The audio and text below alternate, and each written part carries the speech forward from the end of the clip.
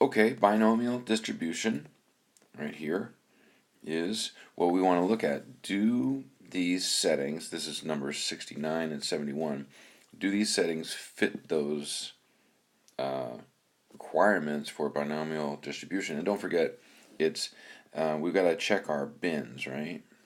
Bins. Let's see, what is it? Is it a yes or no? Is it independent? Is the number set beforehand? And is the success rate, does it have the same probability every time, or does it change from trial to trial? That's bins. Okay, let's take a look at number 69. So in 69, it looks like we're okay because, let's see, success, let's see, it's a yes or no, right? Either they germinate, they grow, or they don't grow. They don't kind of grow. Okay. Let's see, are they independent? I don't think one seed depends on another seed. They don't give you any information for that. So I think we're okay here. The number is set ahead of time because she buys 20 of these things. And then the success rate, well, it says right here, 85%. So you have an 85% chance for each seed. So we're good on number 69. That is a binomial situation. Let's look at the next one, number 71. Exactly 10% of the students in the school are left-handed. Select students at random from the school one at a time until you find one who is left-handed. Well, that's not going to work because right here, the number has not been set ahead of time. We're just going to keep looking until we find one. That's a geometric distribution. Okay, so this one does not work, this one does work. Okay, that's the answer to those two questions. Okay, here we go. Binomial setting. Now remember, we're going to focus on this. Our bins. We've got to check our bins for a binomial setting. Is it a yes or no situation? Are the trials independent? One trial has nothing to do with another trial. And the number is set before you start. And then the success rate, the probability of success, is the same each time. Okay, now let's see. Letter A, as I read through this, 20 field goals, right? He's made 80% of his field goals attempts in the past. But here's the problem. The attempts differ widely in distance, angle, wind, and so on. So that's going to mess up right here. Our probability is going to be a lot different based on where we are on the field. So that's not going to work.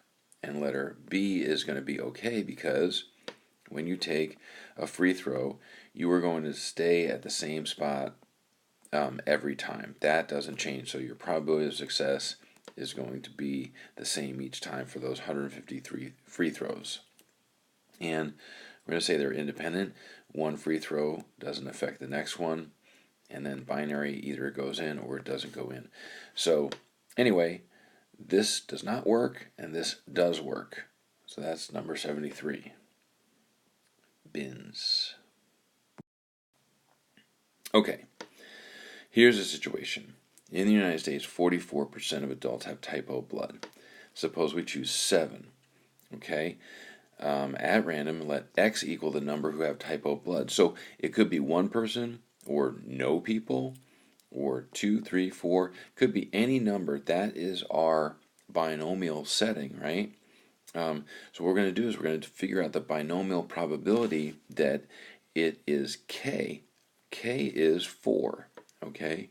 So we want to find out what is the probability that 4 out of these 7 people have type O blood. So here's the formula. It looks kind of scary, but I did that part. We're just, could be any number. We want to find out that it's 4, okay? So let's write some stuff down. Let's see. I guess what we're going to do is the probability that X equals 4 is equal to, well, we have 7 people and we're going to choose 4, and the probability that you have type O blood is 0.44, and we want 4 of them. So 0.44, and we want 4 of those people, which means the others do not have type O blood. So that's going to be the other 3 do not have type O blood. And what is that percentage? Well, 1 minus 0.44. or 0.56. So there it is. That's the whole big formula written out. That's our situation. So now in the calculator, you have to, maybe I should do some screenshots. So we want to find out what are all the different combinations that we could possibly get having 7 people and 4 people. So let's just say 7 people walk into the office and the first 4 have type O blood, the next 3 do not. But we could have any different order. That's what we're trying to figure out, all the different orders that this could possibly happen. Anyway, so that is going to be 7 choose 4. So to get that number, what you're going to do is you're going to put 7 into your calculator first. Then you're going to go to math right here, over to probability, and it's this one right here. 7 choose 4 right there. And that's how we're going to get that number. So it should look like this. And we get 35. So that's that first piece right there. Okay. Now we just do all the rest of the stuff. Let's see, let's get this stuff out of the way and let's do it. So we know that there's 35 different ways that we can arrange 7 people with 4 having type O blood. Anyway, so we just multiply it all out, 35 and 0.44 to the 4th times 0.56 to the 3rd. Multiply all that stuff together, and what do we get? And the answer is 0.23. There's a 23% chance of this situation happening. Now,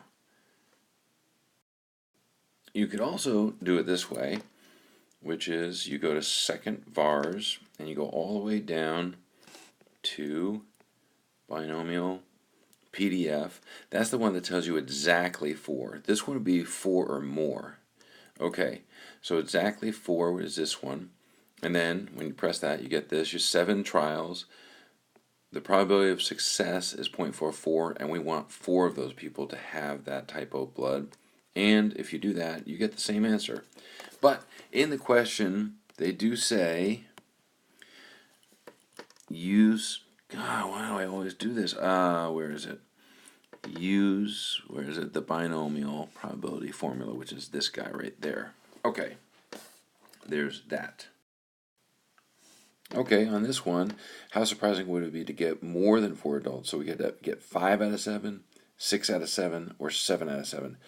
So we could do binomial PDF 3 times and add them together, but what we could do is use binomial CDF. Now I misspoke in the other problem, but I just didn't want to redo the entire problem. It's not 4 or more, it's 4 or less. So for binomial CDF, it gives you kind of like normal CDF. It's like it's the left side, from 0 to 4. Okay, so now let's take a look at this problem. So same thing, second vars, but we're going to go all the way down. I think it's letter B, and it's binomial CDF. Okay, same deal. We have 7 people, 0.44, and the value is 4. So we're going to say this is the probability that is like 4 or 3 or 2 or 1 or 0, all combined. That's what that is. PDF is exactly 4. CDF is 4 or less. So now when we plug that in, what do we get? So here's our answer. Once again, binomial CDF gives us, it's an 85% chance it's 4 people or 3 people or 2 people or 1 person or no people all together. But we want to find out the opposite of that. So it's kind of like normal CDF. We're going to take this number and subtract it from 1 to get the actual value. So when we do that, we get 0.14. So how surprising is that result? Well, actually, not that surprising. It's over 10%. So 1 out of 10 times or more than that, that might happen, where you would have either 5 or 6 or all 7 people have type O blood. Okay, there you go.